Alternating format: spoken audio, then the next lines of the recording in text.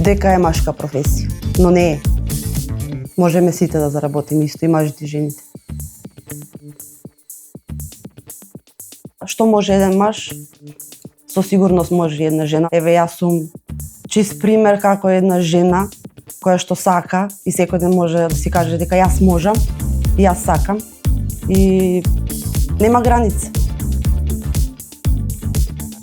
Кога дојдов да работам во фабрикава, се соочив со мажи, 90% на мажи, ама пријатноста на колегите и тоа како бев прифатена во Ваптек ми внесе самодоверба и се вклопи во средината. Да не се плашат, да бидат, да имаат самодоверба и да ги следат со ништата.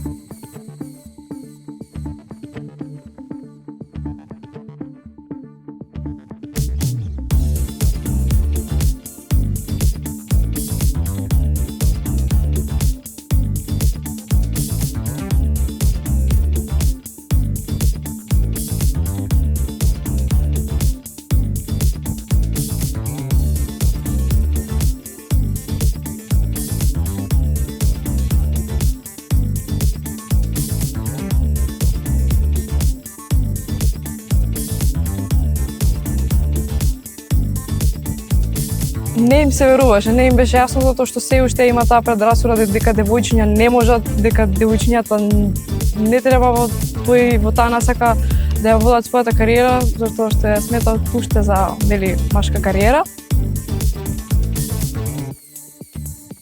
И баш кога се запишав, сите ми велеа дека јас ако го завршам тука моето школување, дека тоа се ќе биде од попуштање затоа што сум девојче. Тоа е веќе застарено мислење. Нема што да се мисли дека машкото е подобро од женското. Во оваа професија нема врската.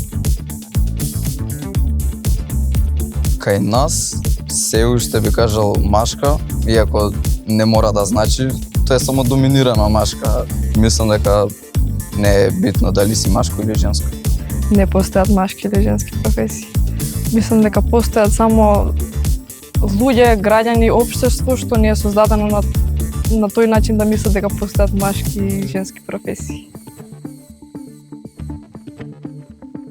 Би им кажал, само сагајте, само имајте желба, можеби и машините конкретно нема да ви свигаат, но индустријата е огромна, има за што да се работи, има за што да се унапредува и само сагајте. Ако се запишат стручно, веќе ќе имаат некоја основа што ќе им помага на нив понатаму за факултет, или веќе ако не планираат на факултет, ќе имаат одредена основа каде што ќе можат да се вработат негдека, каде што ќе имаат одредено ниво на знаење.